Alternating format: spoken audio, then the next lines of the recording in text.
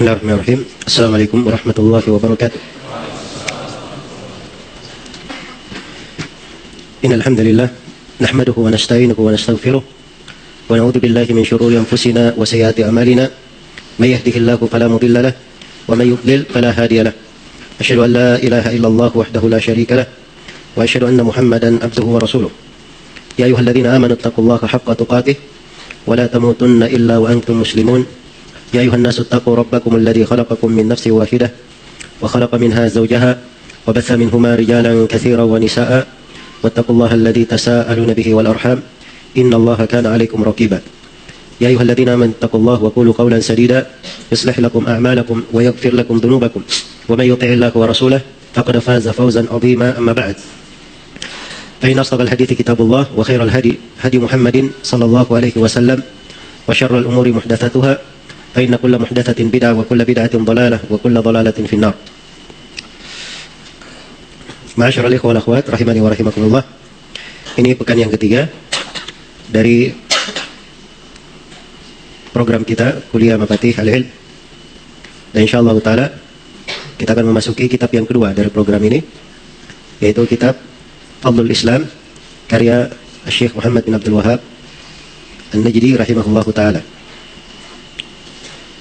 Buku ini adalah salah satu dari karya penulis rahimahullahu ta'ala yang sangat penting. Kita jadikan sebagai dasar pijakan di Mafatih Al-Ilm ini, kunci-kunci ilmu. Sebab ini buku menjelaskan tentang bagaimana manhaj dan metode Islam itu, terangkan tentang sisi-sisi keutamaan agama ini dan bagaimana dari sifat-sifat agama ini, serta beliau jelaskan tentang hal-hal yang bertentangan dengan kesempurnaan agama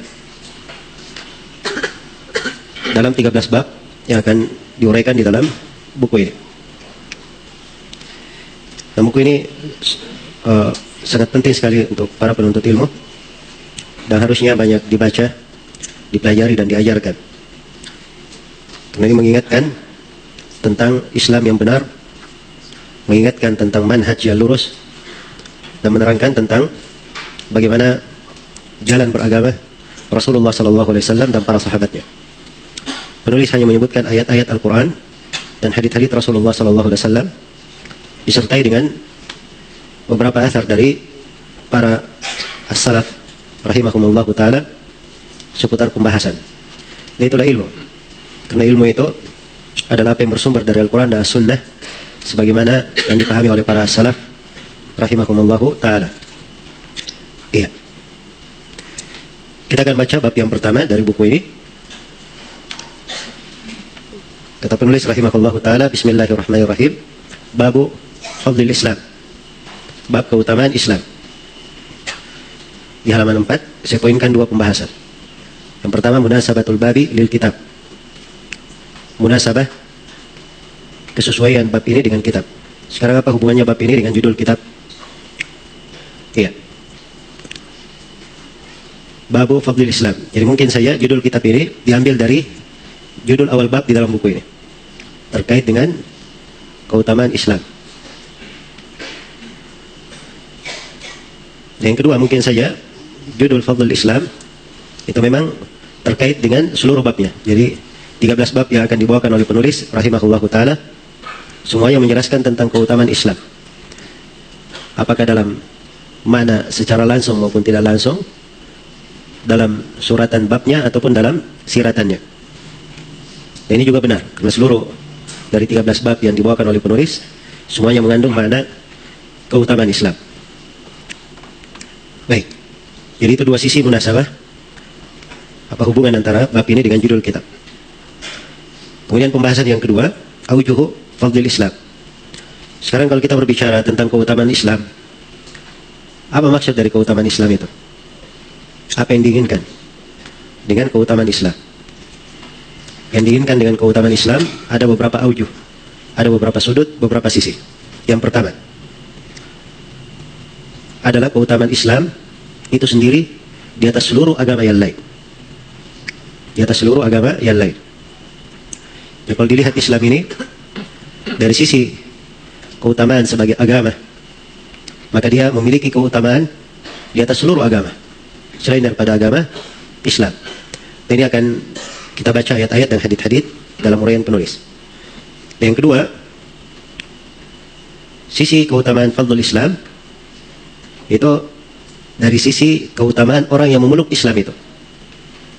Siapa yang masuk ke dalam Islam, memeluknya dan menjadi seorang muslim, maka si muslim ini akan memperoleh berbagai keutamaan.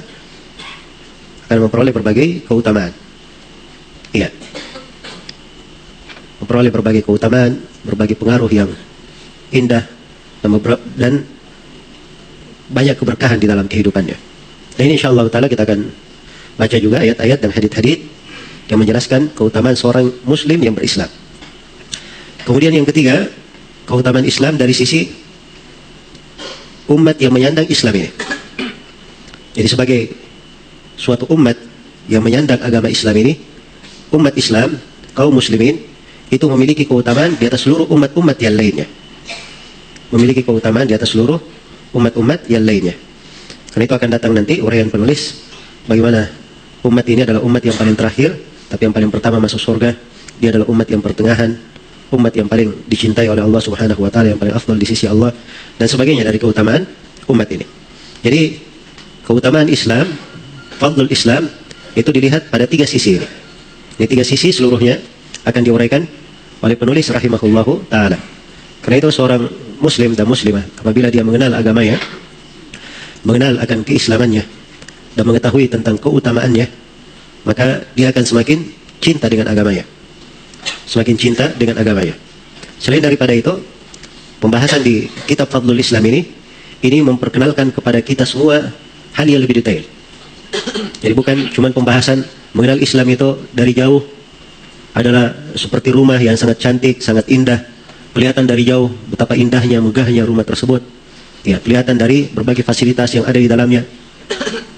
Bukan hal yang tampak saja secara zahir. Tapi buku ini menjelaskan kepada kita keutamaan Islam pada segala sudutnya. Seluk-beluk keutamaannya di mana?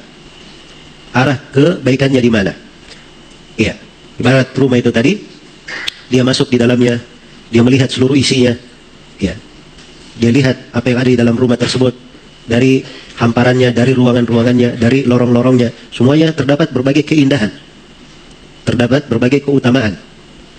Iya, maka seorang yang mengenal keislaman dari segala sudutnya, itu akan membuatnya lebih cinta untuk tinggal di dalam keislaman tersebut, menjaganya dan memeliharanya, dan dia akan semakin bersemangat di dalam beramal tentang agamanya. Baik, jadi ini sudut perkara yang penting untuk diperhatikan dan menunjukkan pentingnya buku ini. Iya, dan mungkin ada yang bertanya di sini, kenapa penulis memulai menjelaskan keutamaan? Jawabannya bahwa beliau terangkan keutamaan sebagaimana yang dijalani oleh sebagian para ulama yang menulis. Kadang di dalam menulis sebuah pembahasan, mereka terangkan dulu keutamaan, baru dia terangkan hakikatnya, definisinya, rinciannya. Dan sebagian ulama ada yang tidak seperti itu menjelaskan. Dia terangkan dulu tentang hukumnya, baru dia terangkan keutamaan. Dan ini dua metode ada di dalam Al-Quran dan di dalam Sunnah Rasulullah Sallallahu Alaihi Wasallam. Ya, dan dua-duanya boleh dipakai di dalam menjelaskan ilmu. Boleh dipakai di dalam menjelaskan ilmu. Dan dua-duanya punya fungsi dan manfaat. Iya. Dan di sini penulis rahimahullah taala, beliau ketika memulai tentang bab keutamaan Islam, maka ini untuk membuat orang yang mendengarnya itu lebih bersemangat jiwanya untuk mengkaji dan mempelajarinya. Ya, dan di dalamnya nanti beliau akan terangkan tentang kewajiban masuk ke dalam Islam. Beliau akan jelaskan apa hakikat dari Islam itu. Ya, dan beliau akan terangkan berbagai hal terkait dengan kewajiban terhadap Islam itu. Iya. Dan ini satu metode di dalam mengajar, di dalam menjelaskan. Dan kadang Rasulullah SAW sebaliknya, beliau terangkan hukum dulu. Beliau terangkan hukum dahulu, baru setelah itu beliau jelaskan keutamaan. Seperti di dalam hadits riwayat Bukhari dan Muslim dari Uthman bin Affan radhiyallahu anhu, Rasulullah SAW pernah meminta didatangkan air wudu Lalu beliau memperagakan wudhu. Beliau memperagakan wudhu dari mencuci kedua telapak tangan hingga mencuci kedua kakinya. Kemudian Rasulullah SAW bersabda, "Hadzal wudhu, faman tawadda'a nahwa wudhu'i hadza, thumma shalla rak'ataini la yuhaddits fihi ma nafsah, ghafara Allahu lahu ma taqaddama min dhanbi." Kata beliau, inilah wudhu. Siapa yang berwudhu seperti wudhuku ini, lalu dia sholat setelahnya 2 rakaat, tidak dia bisikkan sesuatu pada jiwanya di dalam sholatnya, maka akan diampuni apa yang telah lalu dari dosanya. Jadi beliau terangkan dulu wudhu, hukum dulu yang dijelaskan. Setelah hukum baru beliau jelaskan apa? Baru beliau jelaskan keutamaan. Iya. Dan ini dipakai oleh penulis uslub ini di dalam kitabnya Kitab Tauhid. Beliau jelaskan dulu hukum tauhid itu apa, baru setelah itu beliau terangkan tentang keutamaan tauhid. Tentang keutamaan tauhid. Iya, dan ini 2 uslub berjalan di dalam karya tulis para ulama rahimahumullahu ta'ala. Baik. Hanya saja kadang sebagian orang tidak mengetahui bahwa penjelasan tentang keutamaan itu bukan maksud lidatihi, bukan maksud pada pokoknya. Ya, itu hanya penjelasan tentang bagaimana membuat itu seorang itu bersemangat. Tetapi hakikat dari yang diinginkan di dalam agama, seorang mengetahui hukumnya. Lalu sami'na wa ata'na, kami mendengar dan kami taat. Iya. Adapun keutamaan itu pasti didapatkan, diperoleh. Tapi yang paling pokok, dia menerima dan tunduk kepada Allah Subhanahu wa taala. Nah, inilah cara dakwah yang benar, metode di dalam belajar. Tidak seperti sebagian manusia yang hanya sibuk saja kasih orang fadail amal, keutamaan tapi tidak pernah belajar. Dia tidak paham apa yang diajarkan. Dia ajak orang sholat, dia sendiri tidak tahu bagaimana caranya sholat. Atau dia ajak orang untuk beramal dengan amalan yang saleh, tapi dia sendiri tidak mempelajari apa hukum-hukum dari amalan yang saleh tersebut. Ini adalah hal yang keluar dari metode Islam, tidak sejalan dengan apa yang diuraikan oleh penulis di sini, dan tidak sejalan pula dengan apa yang berjalan di tengah Nabi SAW dan para sahabatnya. Dan itu bukan dakwanya para Nabi dan para Rasul. Baik. Di dalam kitab atau di dalam bab ini, Fadlul Islam, penulis rahimahullah ta'ala menyebutkan 3 ayat dan beberapa hadits.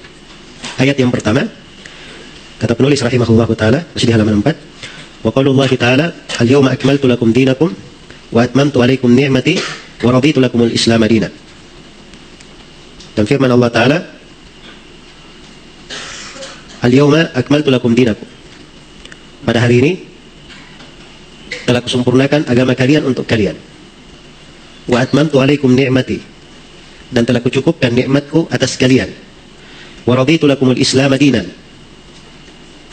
serta telah kuridai Islam itu menjadi agama bagi kalian. Baik, ini ayat surah Al-Maidah, ayat yang ketiga.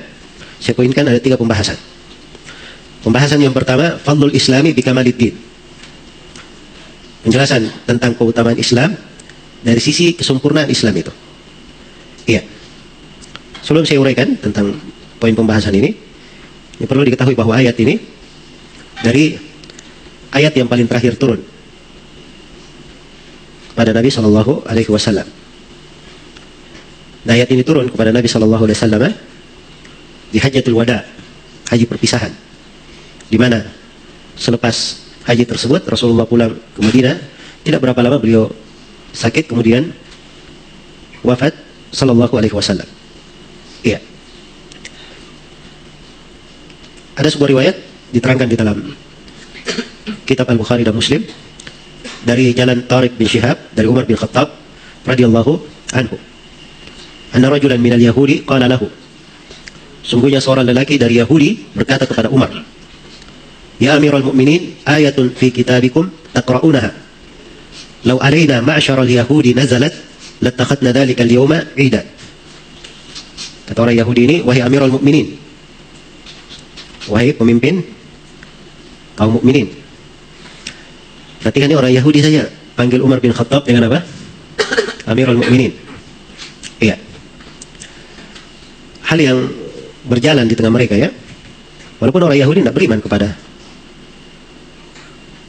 Islam, tidak masuk dalam Islam bersama Umar bin Khattab, tidak mengikuti agama Rasulullah SAW, tapi dalam kehidupan bersama, adab dan etika yang seperti ini kadang berjalan juga di tengah orang-orang kafir.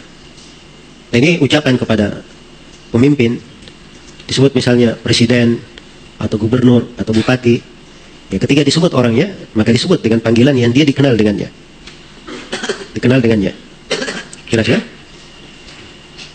dipanggil dengan hal yang mencocokinya.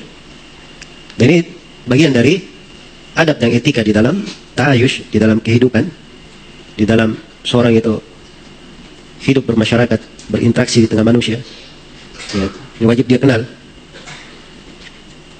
Kata orang Yahudi ini, ayatun fi kitabikum, ada sebuah ayat di kitab kalian, maksudnya dalam Al-Quran. Taqra'unaha, kalian membacanya. Andai kata ayat ini turun kepada kami orang-orang Yahudi, kami jadikan hari itu sebagai hari Id, sebagai hari raya. Qala ayu ayat. Maka Umar bertanya, ayat apa? Qala, maka Yahudi ini menjawab, al-yawma akmaltu lakum dinakum wa atmamtu alaikum ni'mati wa raditu lakumul Islam madina. Masya Allah, orang Yahudi hafal ayatnya. Hah? Baik. Al-Quran itu kan dimudahkan ya untuk dihafal. Allah firman, walaqad yassarna al-Qur'ana lidzikri fahal min muddakir. Sungguh kami telah memudahkan Al-Quran itu untuk dzikir, untuk dibaca, untuk dihafal, untuk diingat. Tapi siapa yang mau berzikir itu? Siapa yang mau mengingat itu? Nah, itu menjadi masalah. Iya.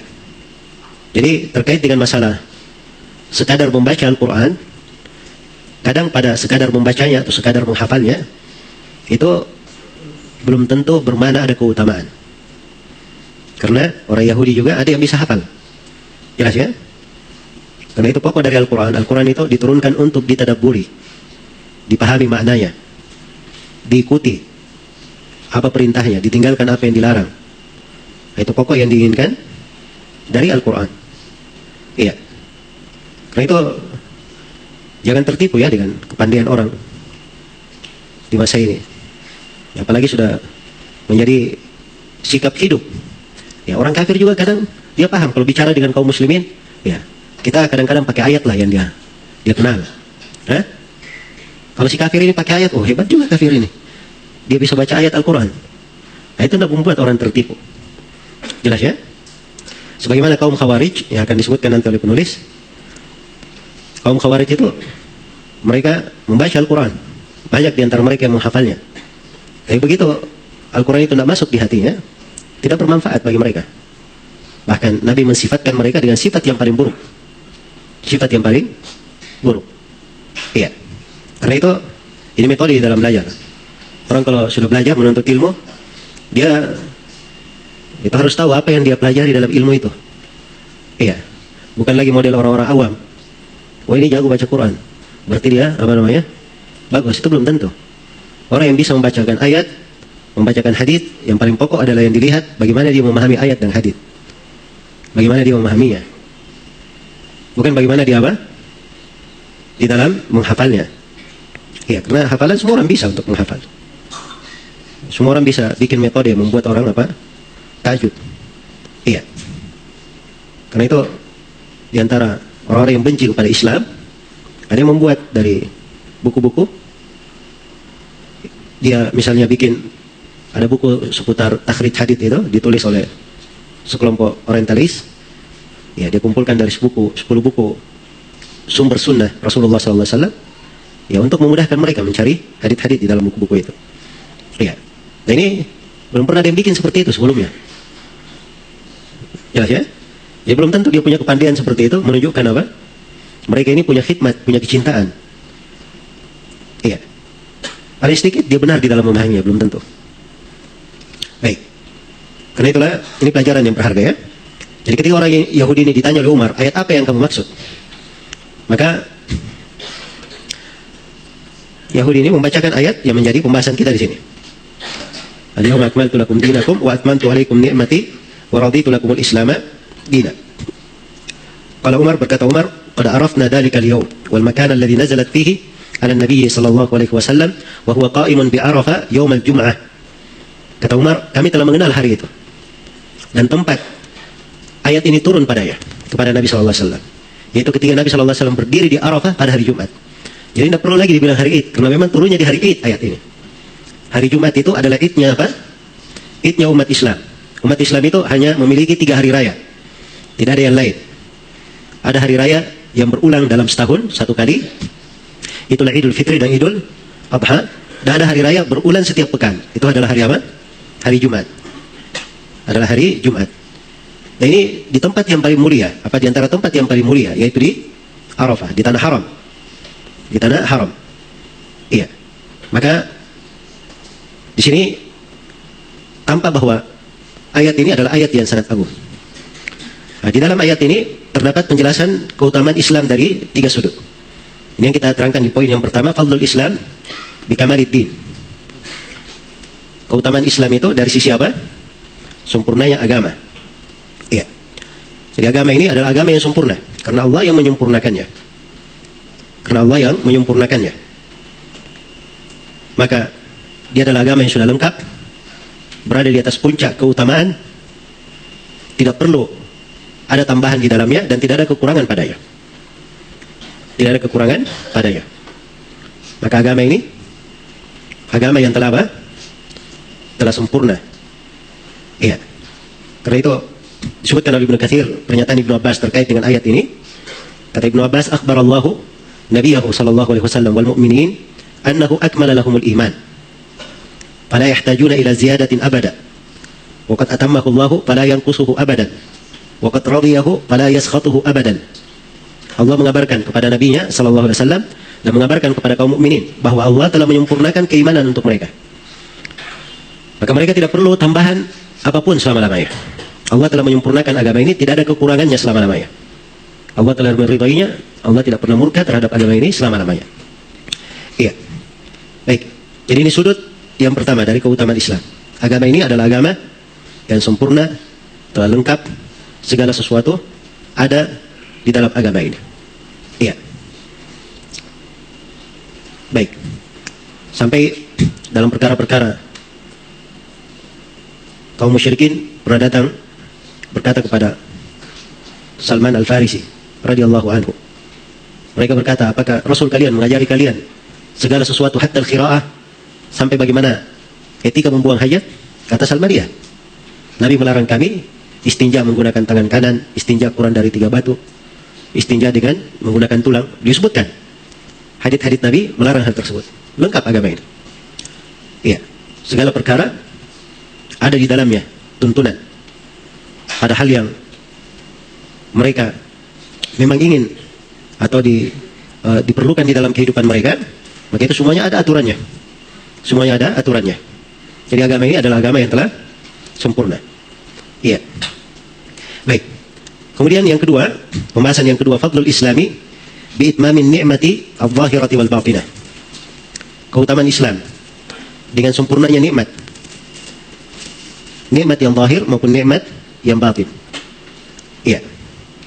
Jadi ayat dikatakan wa atmamtu alaikum ni'mati, dan telah kucukupkan, telah kusempurnakan, telah kulengkapi atas kalian nikmati, nikmatku. Nikmat di sini mufrad ya, kata tunggal. Tapi begitu disandarkan kepada dhamir ya, ini memberikan kandungan umum. Memberikan kandungan umum. Karena itu di pembahasan saya sebut nikmat yang zahir dan batin. Maksudnya semua nikmat Allah sempurnakan untuk umat ini. Allah telah menyempurnakan untuk umat ini nikmatnya. Iya. Dan nikmat itu adalah Islam itu sendiri. Karena itu Islam disebut dengan nikmat. Bukankah di surah Al-Fatihah kita membaca apa? Ihdinas siratal mustaqim, siratal ladzina an'amta alaihim. Jadi an'amta dikatakan jalan yang engkau, jalannya orang-orang yang engkau beri nikmat terhadap mereka. Nah, itulah siratal mustaqim Islam itu. Jadi Islam ini adalah nikmat. Nikmat yang telah disempurnakan. Nikmat yang telah disempurnakan. Iya. Dan kesempurnaan nikmat terkait pada yang zahir dan yang batin. Karena itu siapa yang masuk di dalam Islam, maka dia akan merasakan dari nikmat agama ini, secara zahir maupun secara batin. Baik. Kemudian keutamaan atau pembahasan yang ketiga, fadlul Islam birridha 'anid dini wa ahlihi. Di akhir ayat dikatakan wa raditu lakumul Islam dinan, dan telah kuridai Islam itu menjadi agama bagi kalian. Iya. Ini terkait dengan agama ini dan pemeluknya. Maka dari sisi keutamaan Islam, Allah Subhanahu wa taala telah meridai agama ini. Dan telah meridai siapa yang memeluk agama ini. Karena itu hanya Islam yang diterima oleh Allah. Allah tidak terima yang lainnya. Akan datang nanti ayat, "Wa may yabtaghi ghairal islami dinan fala yuqbala minhu wa huwa fil akhirati minal khasirin." siapa yang mencari agama selain daripada Islam tidak akan diterima darinya, dan dia di akhirat kelak termasuk orang-orang yang merugi. Iya. Maka dari sisi keutamaan Islam, agama ini Allah Subhanahu wa taala telah ridhai. Sebagaimana pemeluknya juga Allah Subhanahu wa taala meridainya. Allah meridainya. Baik. Jadi kalau agama ini telah disempurnakan, nikmat telah dicukupkan, dan Islam diridai oleh Allah Subhanahu wa taala, ini juga menunjukkan keutamaan yang keempat, bahwa agama ini akan terus-menerus ada dan kekal. Akan terus-menerus ada dan kekal. Karena itu agama ini dia berlaku untuk manusia di segala keadaan, di setiap masa, dan di setiap waktu. Apa saja yang diperlukan oleh manusia di dalam agama ada penjelasannya. Karena itu di berbagai masa terjadi pembahasan-pembahasan kontemporer, perkara-perkara yang baru terjadi di tengah manusia, hal-hal yang sebelumnya tidak pernah terjadi. Maka uraian hukum-hukum perkara itu ada di dalam agama, tampak di dalam syariat kita. Karena lengkapnya agama ini, lengkapnya agama ini. Iya. Sebagaimana apa yang terkait dengan kehidupan dunia mereka di dalam agama ada penjelasannya. Apa yang terkait dengan kehidupan akhirat mereka di dalam agama juga ada apa? Penjelasannya. Iya. Dan ini semuanya lengkap di dalam agama. Nikmat yang telah Allah Subhanahu wa taala sempurnakan untuk umat Islam. Karena itu dari sisi agamanya, Al-Quran dan As-Sunnah menjelaskan segala perkara. Tidak ada yang ditinggalkan. Iya. Tidak ada yang ditinggalkan. Allah firman, "Ma farratna fil kitabi min syai'." Tidak ada sesuatu apapun yang kami telantarkan penyebutannya di dalam Al-Quran. Pasti ada penjelasannya. Tidak ada sebuah kebaikan kecuali ditunjukkan oleh Nabi kepada umatnya. Dan tidak ada sebuah kejelekan kecuali Nabi peringatkan kejelekan itu jangan sampai menimpa dan membahayakan umatnya. Di dalam Sahih Muslim dari Abdullah bin Amr bin As radhiyallahu anhuma, beliau berkata, Rasulullah sallallahu alaihi wasallam bersabda, "Innahu lam yakun nabiyyun qabli illa kana haqqan alaihi ay yadulla ummatahu ala khairi ma ya'lamuhu lahum wa yundirahum syarra ma ya'lamuhu lahum."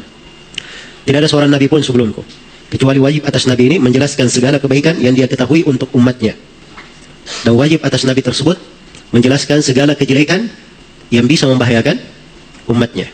Maka dari sisi nikmat agama semuanya lengkap. Iya. Termasuk di dalam kehidupan dunia. Apa yang mereka dengannya berbahagia, mendapatkan kehidupan yang baik, kehidupan yang tenang, itu ada penjelasannya di dalam Al-Quran. Karena memang agama ini mengarahkan manusia ke sana.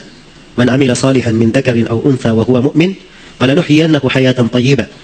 Barang siapa yang beramal salih dari laki-laki dan perempuan dan dia adalah seorang mukmin, seorang yang beriman, maka sungguh kami akan memberikan kepadanya kehidupan yang thayyibah, kehidupan yang baik. Iya. Allah Subhanahu wa taala berfirman kepada nabinya, "Taha, ma anzalna 'alaikal Qur'ana litashqa." Taha, tidaklah kami turunkan Al-Quran itu kepada engkau Nabi Muhammad untuk membuat kamu sengsara. Jadi tidak ada ceritanya Al-Quran itu turun membuat beliau menjadi sengsara. Artinya bahwa agama ini turun itu untuk membawa kebahagiaan untuk mereka, memberikan yang terbaik untuk mereka. Iya. Pernah Syekh Ibn Utsaimin rahimahullahu taala di salah satu buku beliau menyebutkan bahwa ada seorang alim, dia pernah makan di rumah makan, kemudian didatangi oleh seorang kafir non muslim. Maka kafir ini berkata, katanya di dalam agamamu segala sesuatu diterangkan dalam Al-Quran. Kata muslim ini dengan yakin, iya benar, semuanya dijelaskan. Maka kata kafir ini, kalau begitu terangkan kepada saya, ini makanan yang ada di depanmu terbuat dari apa? Di mana di dalam Al-Quran yang menjelaskan itu? Kata si alim, iya. Si alim panggil kokinya, sini koki, ini makanan terbuat dari apa? Dijelaskan sama koki, ini makanan terbuat dari apa? Kata si alim, itulah di dalam Al-Quran Allah berfirman, "Fas'alu ahla dzikri in kuntum la ta'lamun." Ya, tanyalah kepada orang yang tahu kalau kalian tidak apa? Mengetahui ya. Jadi maksudnya di dalam segala hal itu pasti ada tuntunan yang mengarahkan. Apakah dia kaidah yang terlihat jelas di situ atau istinbat dari sebuah ayat, atau dia adalah sebuah kandungan langsung terlihat pada ayatnya, atau tidak langsung, atau dalam makna yang tersurat, tersirat, umum atau khusus, semuanya Ada di dalam Al-Quran. Karena Allah Subhanahu wa taala telah menjelaskan, "Ma farratna fil kitabi min syai'." Kami tidak pernah melantarkan sesuatu apapun di dalam Al-Quran. Iya. Baik. Jadi hanya masalah bagaimana seseorang itu memahami Al-Quran dengan benar, mempelajarinya dengan benar. Ya, dengan itu dia bisa apa? Dia bisa mengenal dari agama ini, bagaimana kesempurnaannya. Baik, selesai ayat yang pertama.